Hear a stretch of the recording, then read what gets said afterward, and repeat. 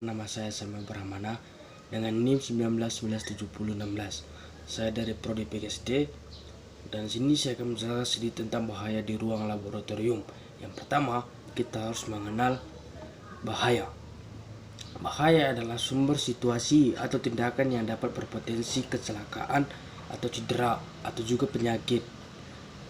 Atau kita bisa menyatukannya dengan keduanya. Kecelakaan yang sering terjadi di ruang laboratorium berupa kebakaran, kematian, bahkan kerugian. Nah, dengan hal tersebut, untuk menghindari dan meminimalkan bahaya di ruang laboratorium atau terjadi kebakaran di ruang laboratorium saat kita operasikan, kita harus mengenal tanda-tanda atau bahaya yang sering terjadi di ruang laboratorium. Dan setelah kita mengenalnya, pertama kita juga harus siap menyediakan alat pencegahan yang akan terjadi saat laboratorium terjadi kecelakaan. Nah, kita masuk ke dalam beberapa faktor yang menjadi sumber kecelakaan di ruang laboratorium. Yang pertama, faktor teknis, yaitu potensi bahaya yang terjadi pada alat-alat yang kita gunakan di ruang laboratorium itu sendiri. Yang kedua, faktor lingkungan, yaitu potensi bahaya yang berasal dari lingkungan itu sendiri. Misalnya, kita melakukan cek bahan kimia, tidak sengaja bahan kimia tersebut kita jatuhkan di lingkungan, dapat menyebabkan kecelakaan juga bagi masyarakat setempat.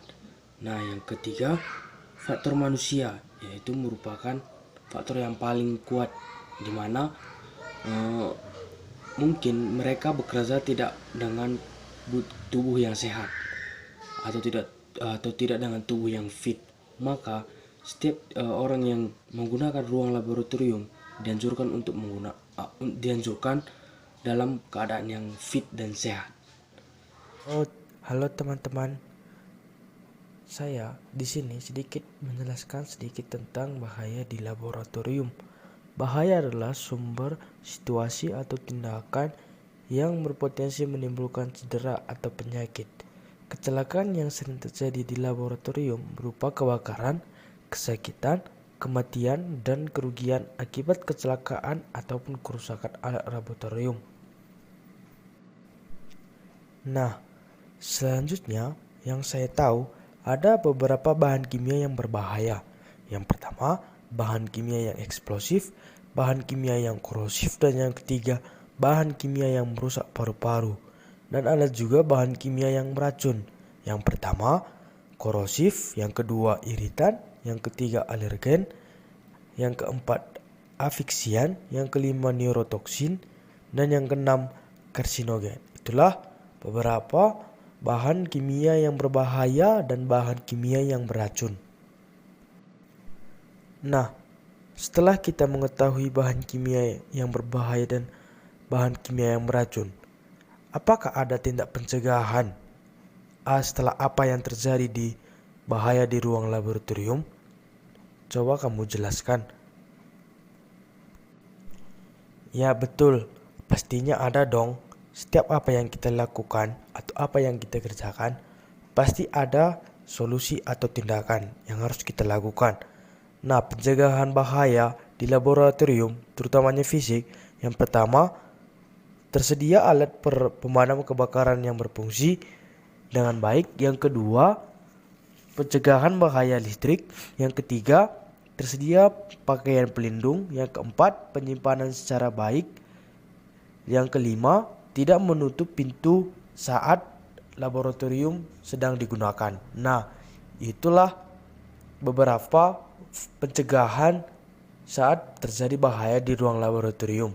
Selamat mencoba dan selamat mengikuti apa yang teman-teman dengar dari penjelasan kami yang singkat ini.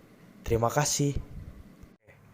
Salam sejahtera bagi kita semua. Perkenalkan, saya Nancy Rahayu, pengajar dari SD Negeri 044828 Kaban.